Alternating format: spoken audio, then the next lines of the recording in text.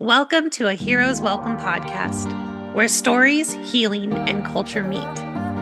Every episode, we invite you to listen, reflect, and be curious. This podcast is a space for mental health therapists where we talk about the real work of healing. Whether you're a mental health professional, a proud geek, or somewhere in between, you're in the right place. So let's jump in.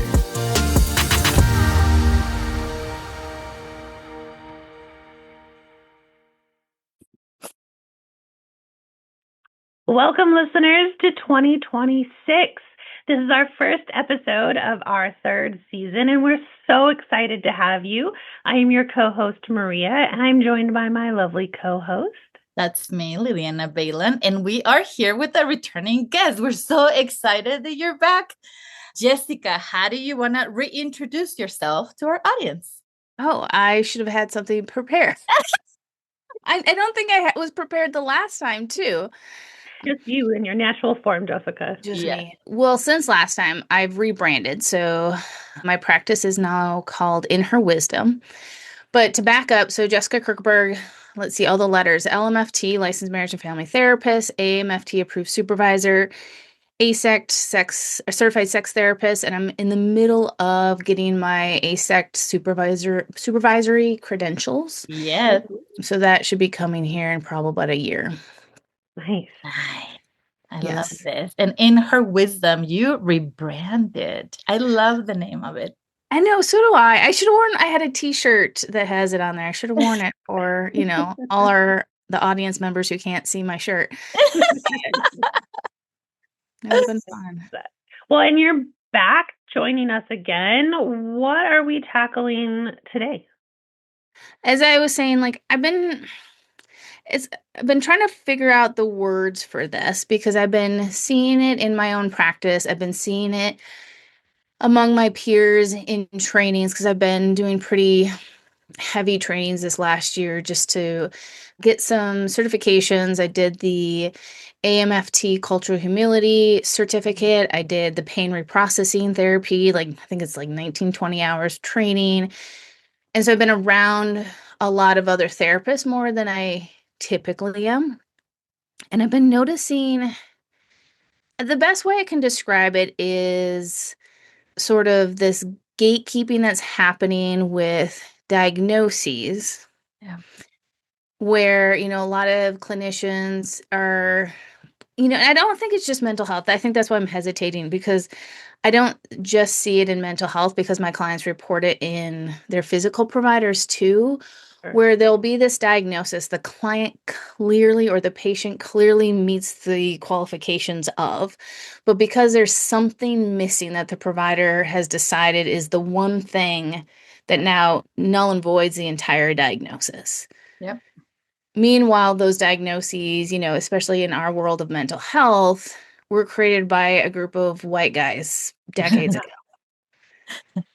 Yep. And they're not considering things that, we as LMFTs think is important, like systems. And I always look at is how many of us have seen a client whose anxiety or depression symptoms have cleared up when they've left a job. Yeah. Or left a relationship. Yeah.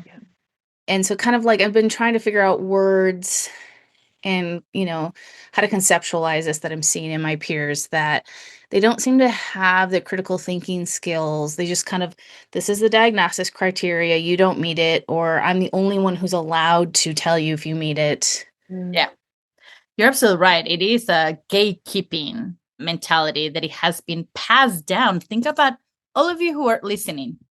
When you were in school, in your master's program, you were told, right, check this checklist. And if it does, then yes, give the diagnosis. And if it doesn't, which is the same thing in doctor's offices. It's a medical model. It's a medical model, period. Yes.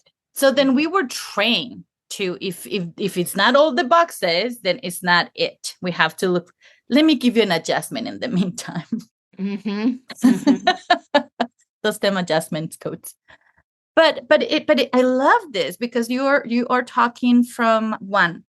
It can be seen as a microaggression because you get to decide not my truth, but your truth. So I love this. And it's also talking from an ableism. world, which is you are healthy, you don't have my life experience, and therefore you get to decide if I meet that criteria. You're not trusting what I'm sharing you because I don't have your credentials, but you're not trusting me in what I'm sharing you with this life experience. So how do we change that? Yeah, because it also pigeonholes it, right? Like once you have a diagnosis, that's all that's focused on, and we don't consider the whole human being in front. I mean, just the human existence is a system, right? It's not. We are not just our mental health or just part of our physical health. It is all encompassing, and both with autoimmune conditions, health, physical health diagnoses, and mental health diagnoses, there is this trend of once I've named it, labeled it, that's it. Yeah. That's all I'm looking at, right? And there is no consideration of, like you were saying, Jessica, things can get better because the situation changes. Yeah. Yeah.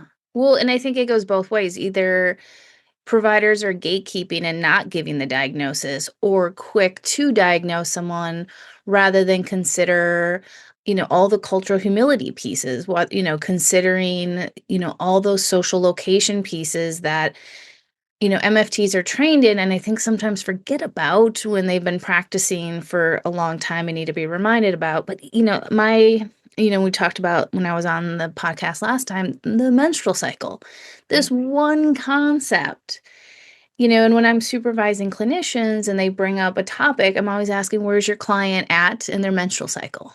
Yeah. Oh, I never thought to ask that. I'm like, you're my supervisee. What do you mean you didn't think to ask that? I have to tell, I don't know about you, Maria, but that became one of my questions on my intake, asking about their menstrual. And now I ask that in a regular basis because you open my mind with that in regards to, I never considered this. So even as an MFT, and the three of us are MFTs here, by the way, even as an MFT, we may be taught something, because I can tell about the menstrual, no one taught me that except you. But we may have touched on something, learned on something, but it doesn't mean that it was integrated. So I love how you started, like the last year, I've been going through this journey, and all of us should be going through that journey. I cannot believe that I know everything and I'm qualified for everything. Yet not everything should be, you know what? I don't know that. Let me refer you out, versus like, let me go learn about it. Exactly. That's my biggest. And when you said, oh, how can we fix this? I think it is not staying in your own lane. Yes. Right. Because I think about that, I think this idea started to come to fruition, work with a lot of clients with EDS. And it's a really sort of hot diagnosis right now, but I don't know how many of my clients, probably all of them, have to fight for that diagnosis. Yeah. Right? Have to jump through all these hoops to have a doctor tell them. One, I don't understand why. It's not like there's this treatment we have for EDS. So even getting the diagnosis doesn't change these people's lives other than they now have an answer. But when they go to different doctors, like if they have a GI issue and they're like, hey, I likely have EDS, I'm, going through the process of getting diagnosed, the GI doctor sort of like, okay, doesn't consider what does that mean for my lane. And I think as mental health providers, we're the same way. Yeah. If someone comes to your office and says, I have EDS, I have an autoimmune disease, I have this, how does that impact their mental health? And do you know? And if you don't, Google it. We're crying out loud, start somewhere. Or just ask them, how does this impact your mental health? Yeah. Which, by the way, I don't know how do you feel, Maria, but I will disclose having to deal with that issue. Like, I can tell you that I go through peaks of my mental health now, and I tend to withdraw. And all of you who are in my circle know that when I go quiet, I'm not doing so hot. And that's usually my peaks because my autoimmune system dictates everything in my life. I'm not just... Right? Go ahead. Yeah, I think that that's a pretty typical response, but I'm also seeing in the younger generation this almost like badge of honor and pride, and they're very vocal about their, I don't know if suffering is the right word, but like their ability to overcome that, right, and still exist. Where I'll speak for myself and my generation, we were told to suppress all of that, right? Like you're supposed to mask really just being female. But like, if you're in pain, you're still supposed to show up to work and be just as productive, if not more, than your male counterparts. And I see that shifting. I also see with this generation, and I think we've talked about it before on the podcast, about like this self-diagnosis trend that has really kind of taken off with the boom of social media, TikTok especially, I think, in my experience. Yeah. Jessica, how do you feel like that either feeds into this or perpetuates it? I mean, I think I don't like either of those words, I guess. So I was like, I think it is putting information in the hands of clients and patients that was always hoarded by medical and mental health providers prior. Yeah. And I think too is starting to highlight, that this is a lived experience. This isn't a list of diagnostic criteria, especially when, like we look at, we'll say ADHD, right? The ADHD diagnosis criteria is almost for like an 8-year-old boy. Yeah. 8-year-old white boy. White boy. Yes. White boy. And so I think, our clients are able to access other people's lived experiences. And it's like, wait, no, my ADHD shows up in this way or that way, or my autism shows up in this way or that way. And again, like EDS, we're now seeing more and more, people with EDS are also meeting diagnostic criteria for autism, and then heavy in the, endo community. And so like these people are now having answers, and I think too, looking back on grad school, where they're like, sometimes we don't need to label things. Yes, and it's amazing how much relief my clients get with an EDS diagnosis. Yeah. Just the diagnosis. Yeah. Again, there's no treatment for it. There's no drug. There's nothing they can have for it, but they're like, oh, this makes sense now.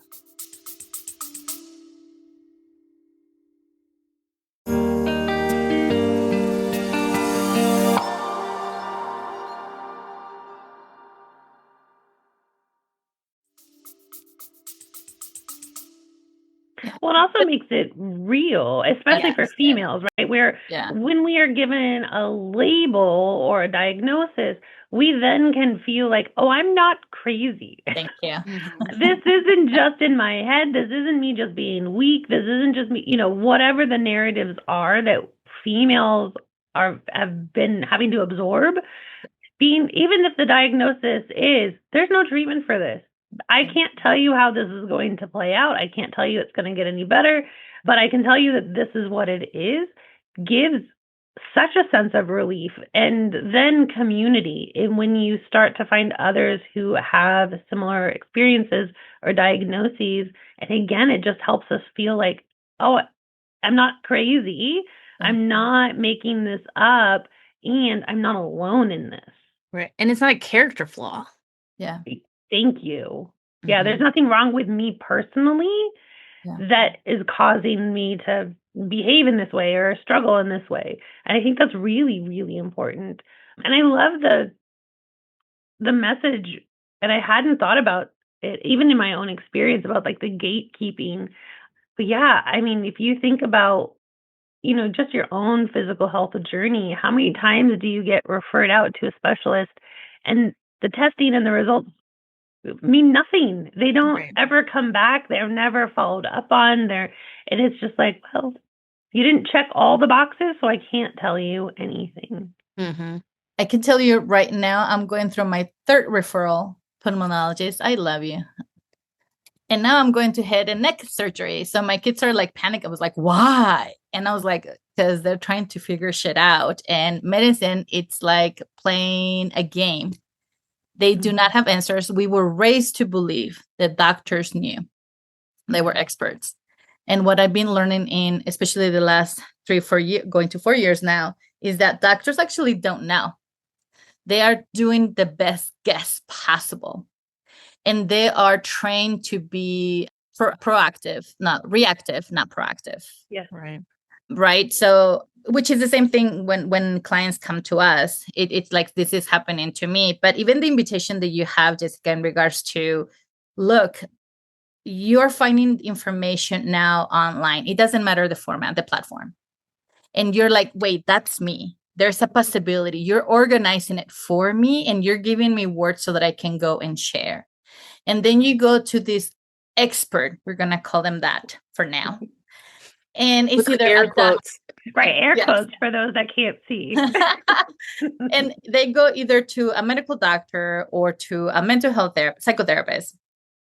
And now we get to decide if we trust you on what you're sharing with us. Yeah. And then we may be trained and using assessments. Hopefully you were. Please tell me that you were. Lie to me. And you use an assessment, which is still their check boxes. And then if you don't fit, I get to decide based on a score if it's true or not for you. Versus the invitation that you're doing, Jessica, which is, hey, can you take into account more than just that checkbox? Yeah. And going back to Maria, especially for females, we have to go and justify and prove what we go through and don't have to do that. Call me on it, but I keep asking questions to all the males that I know, and they're not told to lose weight as the first one, which I'm really pissed. And they don't have to prove their symptoms. They automatically are trust. We females are not. We have to prove. And depending on the generation that you came, either you believe that you're crazy, so you used to suppress it, or even if you have it, depending on what culture you're coming from, you may suppress it because you don't want to be a bothersome. It's your job to take care of others. You shouldn't take any, right? So we have all these things so I love that you're naming systems, social location, self-diagnosis. Like, the invitation is, I guess from you, Jessica, is, can we expand our lens? Yeah.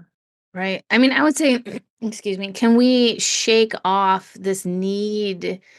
I don't know if it's a mask, because to me, it always feels more like a suit, that was handed to us in grad that school. Damn sweater. Yeah. Like, can we shake it off and just be transparent and authentic and curious? Like, this isn't kind of the topic we're focused on at the moment, but like social location, we conceptualize clients through this, but are we sharing our own social locations for our clients so they can immediately place us too? Because grad school is going to be like, no, you don't do that. You do not share that information, unless like you can't help it and be like, oh, like clearly I'm white, let's address it. But are we addressing your, social economic status? Are we addressing where you grew up? Are we like all these things impact how safe, I think that's the word I want there, the client feels with us. Yeah. And if we're providing a safe environment and a safe space, I'm guessing every listener wants that, then how are you checking yourself for microaggressions because you still practice within a medical model? Yeah. Yeah, because we're not just talking about, like, we've talked about like the gender difference and bias, but you're also speaking, this is like an ableist lens. Yep. Yeah. Mm-hmm. And the masking that comes with, ableism, and right, you two have talked a ton about dynamic disabilities. And, I think back and this really got highlighted for me, like with my migraine. So moving across country, rebranding and all that stuff surprisingly increased my migraines. And, damn it. And so I ended up in urgent care 4 times in 2025. And again, I started using urgent care because I was like, dang it, I need to get back to the office. This will be the fastest way to do that. And I mean, don't even tell me. I can tell you each visit what gaslighting I received and what was kept. That's the word probably from me. But the ableism in all of that, and to not be considerate of, like how your clients can, I guess, even cancel or can not have to hear, oh, did you have a bad night's sleep, when they say, oh, I'm tired, that you understand fatigue, that you understand dynamic disabilities, that you understand the mental load that comes from having a chronic condition. Right? I don't just have migraines. I have to make sure my migraine meds are every single place I'm at. Right? In various bags, I have to make sure I have something to eat so I can take my meds at any point. Like the mental load Yes. that I'm constantly putting out just because I have this diagnosis. Yeah. Yeah. Well, it's an unseen mental load, right? It's like Right. it's you're invisible carrying this around, and nobody else would necessarily know, right? Maybe the closest people, in case they're, you do have an episode and they know how to help you. But it's a lot of work that goes unseen and unrecognized. It takes up mental space. It's physically exhausting. It's also expensive depending on what kind of supports you need in various places. Yeah, weirdly, insurance doesn't cover most of the things people with chronic conditions It's need. amazing. It's amazing, I think right? the three of us discussed in a group in regards to the decisions. Do you go to urgent care? Do you go to emergency room? Oh, there's the copay for urgent care. This is the copay for emergency room. And then when you go in, and most people do not understand the insurances because they don't read. I get it. I had to.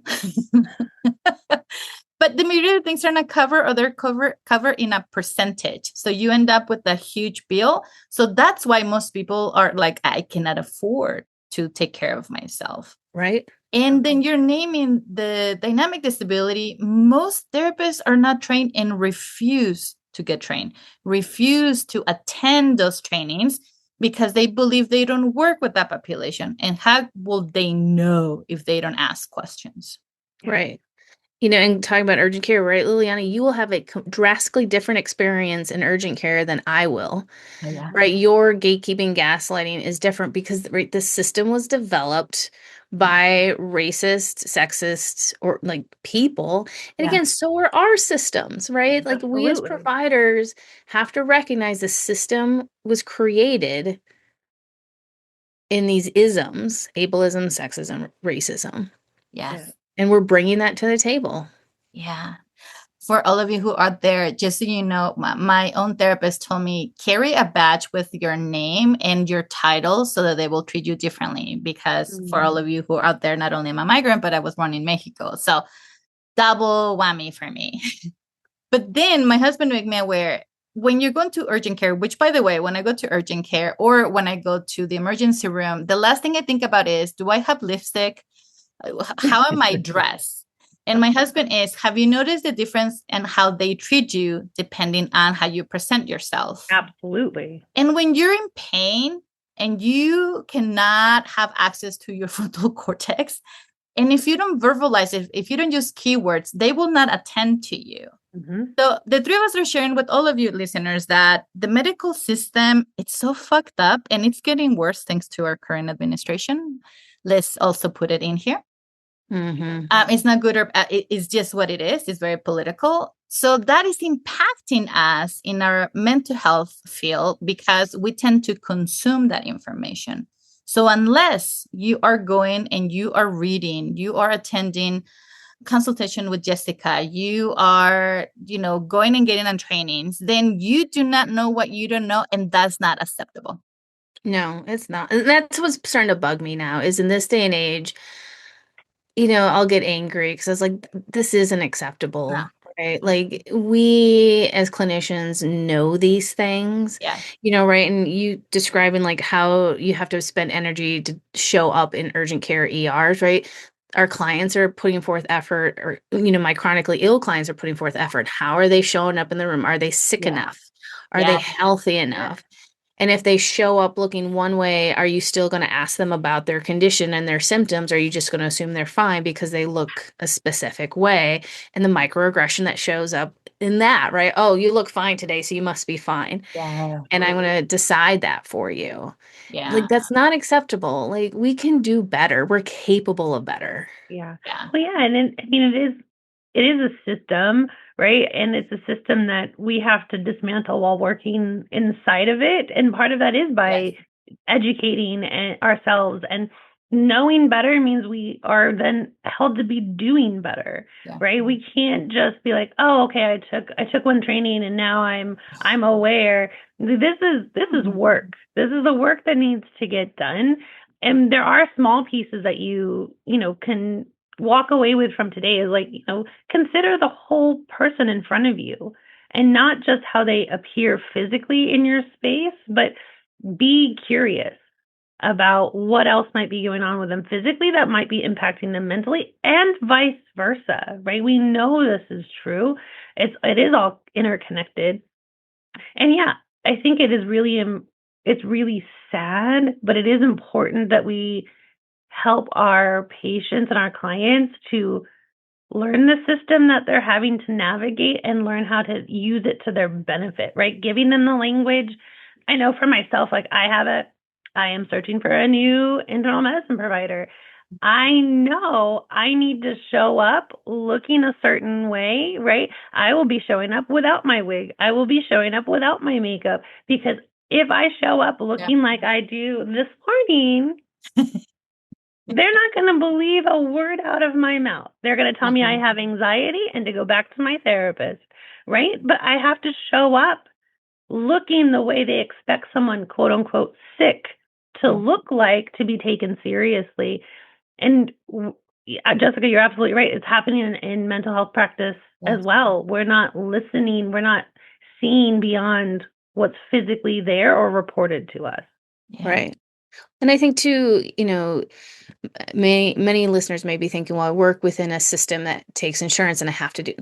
There are plenty of providers now on social media that are literally addressing, this is how you note this for insurance companies, not commit insurance fraud, but how to meet the qualifications or the minimal qualifications for insurance companies while also doing good work with clients. And, and I think too, of showing up sick. I mean, I did the same way. When last time I went to urgent care, I mean, I was already in sweatpants that were too big for me. But I was like, I'm not changing. I need to look in pain. Yeah.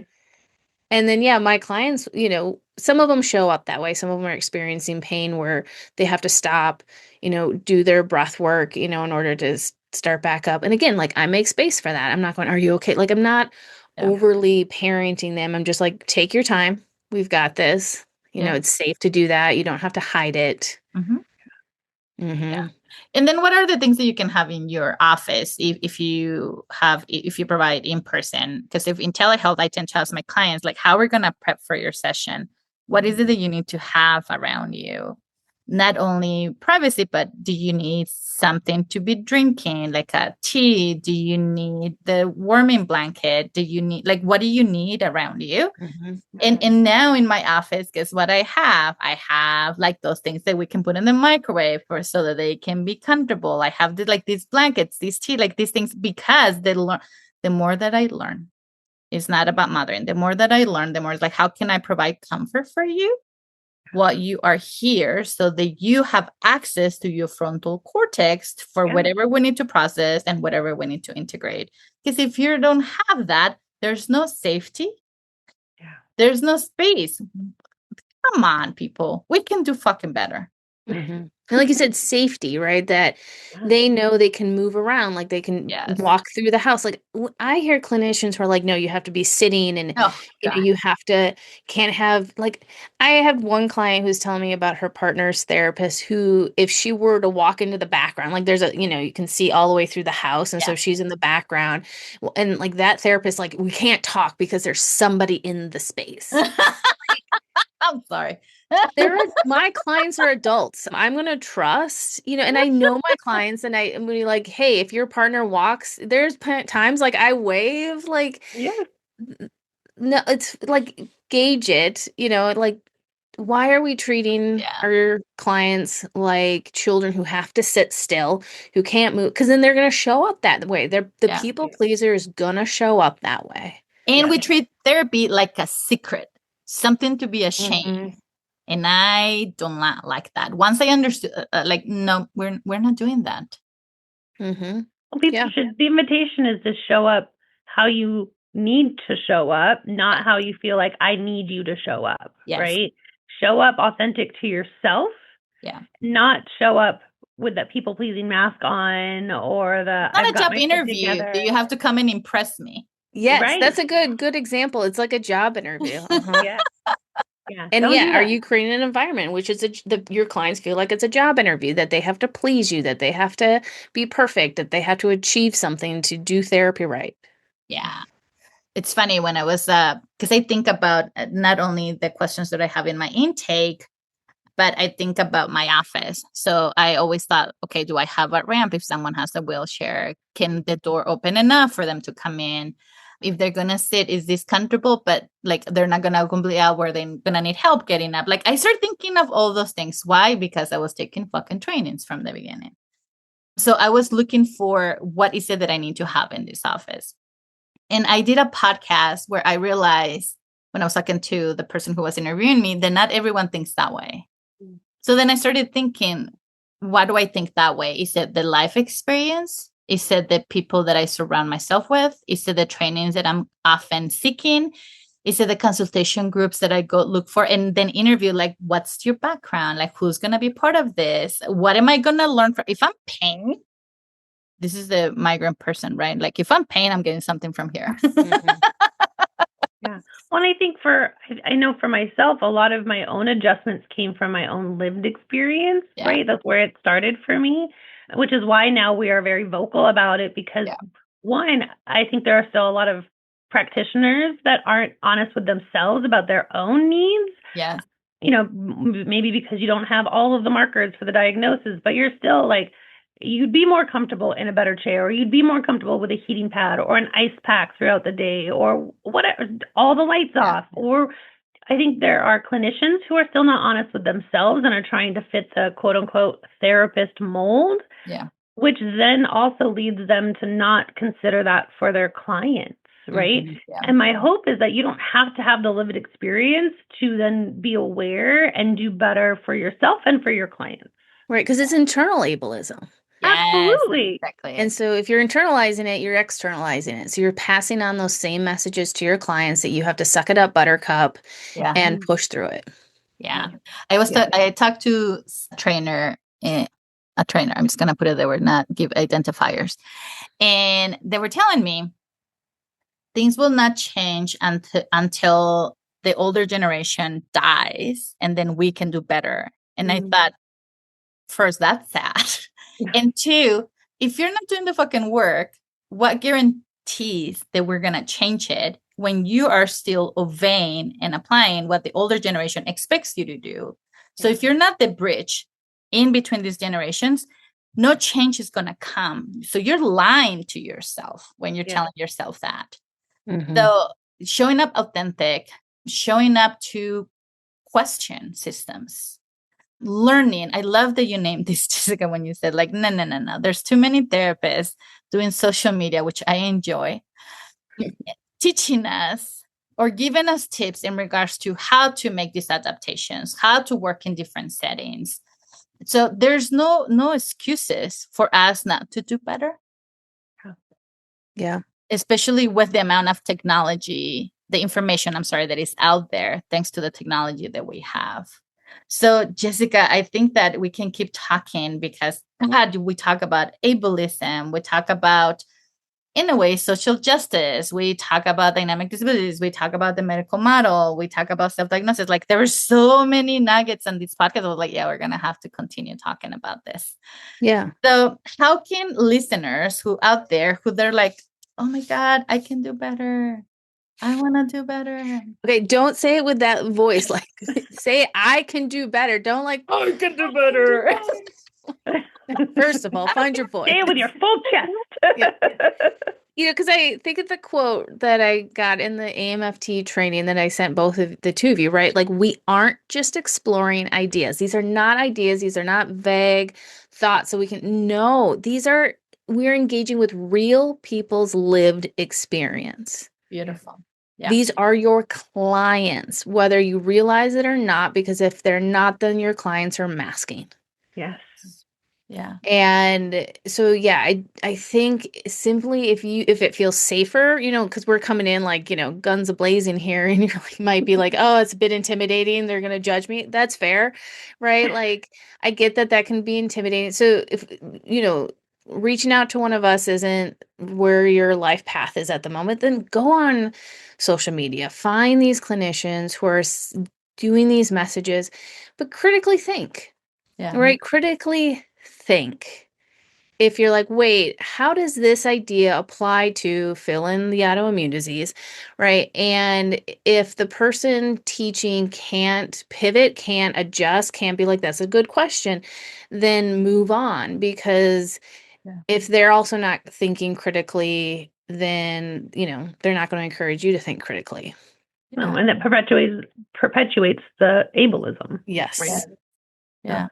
I love that we're starting the new season talking about ableism, right? Yeah. It's not going away. And I really mean this because I do come strong. That's my personality. Everything I go through like the Kool-Aid commercials back in the 90s. Busted through the wall, Kool-Aid man. That's like my mantra, like, fuck it, let's go for it. And not everyone has that template. And I get it. And it doesn't come from a judgmental place, even though as a Virgo, everything sounds like it's a judgment from my part. But yeah, no, you're absolutely right. Like, where can you start? What is it that is financially feasible for you? What is it, like, talking from all the locations that we have? Who do you have access to? And if that's not it, who do you know that you trust or do you like to get to know them? I was listening to a podcast yesterday, by the way, where it says everyone goes to business not really thinking about who they choose as a partner. They spend less and less time, when in reality, that's the person that you really need to know. So they started like asking, I was like, yeah, consultation groups are exactly the same. I am trusting you to have my back. If I get called or if you get called, I am willing to go batch for you. So who do you know? And in that, for you to form a consultation group, if finances are an issue, so that you can start challenging yourself by reading a book, by listening to a podcast, by reaching out as a consultation one-time group. Like, where can you start? Right? It doesn't have to be us. But again, Jessica, because you do have a great rebranding, is it okay if we include your information so that people can reach out to you as you are expanding your lens? And I love this about you. And thank you for keep challenging me, because all of you, Jessica is like, have you taken this certification? And I'm like, not yet. It's in my next. As soon as I finish this semester, I'm going to do that in between semesters. You're going to cram these 10 hours of CEs.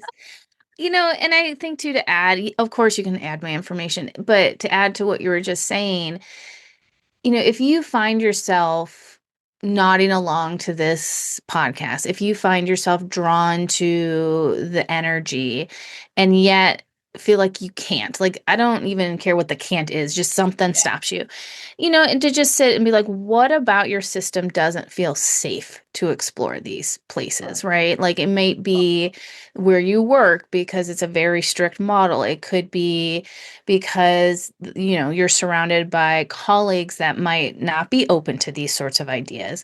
As I was talking, was it yesterday, in our chat about moving to Iowa, like, I had to sit in the uncomfortable since moving from Colorado to Iowa, that not all the spaces I now interact with are ready for these conversations. And I have to, recognize that. And I can't Kool-Aid man my way through them. So, and it's okay. So if there's something where you're like, yes, but, maybe sit with the but and just be like, hey, it's, again, not because you're flawed, or it's like not a character flaw, or that you're somehow broken, but maybe the systems you're in don't provide a safe place for you to explore these ideas.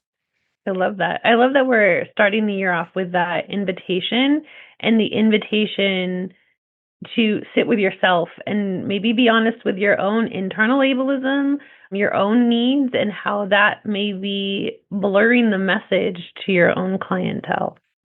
Mm-hmm. Beautiful, beautiful way to start the year. Lots of invitations. I have not replied to that text because I've been thinking about it. And the reality is, for all of you who are contemplating this conversation or others, a lot of the times we have to go sit in these tables and listen to see what door can I use in order to invite curiosity. It's not always like the Kool-Aid, even though I really like those commercials. And the idea is there's no growth unless we continue to go to places where these conversations have not been invited to, right? Yeah. So please keep doing your work. Keep sharing what you know. Be open for what others are sharing with you. And I love when you share whatever you internalize, you tend to externalize in projection. So I love that. That should be a shirt. Yeah. I love that. Jessica, thank you so much for coming back. I know Liliana and I have the privilege of getting to chat with you regularly, not being recorded, which is probably a good thing. But I also know Liliana will very likely invite you to come back because I think we just have so much more to talk about. Mm-hmm. I know you two are amazing. Like, this is always a treat. Oh, we should record this. I'm going to record this and show it to my family. Oh my gosh. Every single time. Well, Jessica, best of luck to you in Iowa and on your new branding journey.